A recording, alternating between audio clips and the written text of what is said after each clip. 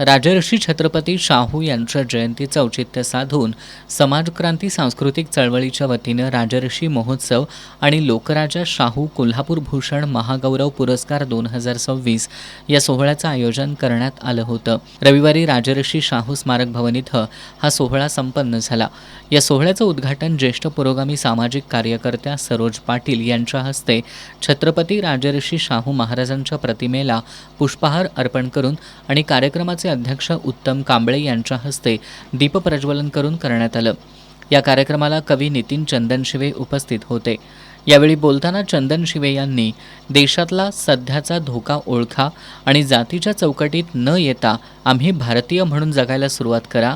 वाईट विचारांना गाडून टाकाल तरच माणसाला माणूसपण देणारं भारतीय संविधान टिकेल असं सांगत त्यांनी राजकीय परिस्थितीवर भाष्य करत मार्मिक भाष्य केलं।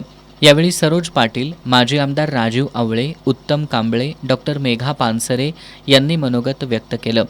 या कार्यक्रमात सामाजिक, राजकीय, सांस्कृतिक अशा विविध क्षेत्रात उल्लेखनीय कार्य करणारे डॉक्टर आनंद हाबळे, तुकाराम खराडे, डी.वाय. पाटील पॉलिटेक्निकचे प्राचार्य डॉक्टर महादेव नरके, डॉक्टर रणजित मिणचेकर, अब्राहम आवळे, बाळासाहेब वाशीकर, सुखदेव बुद्धाळकर आदींना मान्यवरांच्या हस्ते लोकराजा शाहू कोल्हापूर भूषण महागौरव पुरस्कारानं सन्मानित करण्यात आलं। यावेळी आजी माजी विद्यार्थी कृती समितीचे अध्यक्ष डॉक्टर प्रवीण कोडोलीकर, माजी जिल्हा परिषद सदस्य बाबासाहेब देवकर, समाजक्रांती सांस्कृतिक चळवळीचे संस्थापक अध्यक्ष वैभव प्रधान, बाजार समितीचे माजी उपाध्यक्ष अमित कांबळे, कामगार आघाडीचे प्रदेशाध्यक्ष गुणवंत नागटिळे यांच्यासह पुरस्कार विजेते आणि त्यांचे नातेवाईक उपस्थित होते।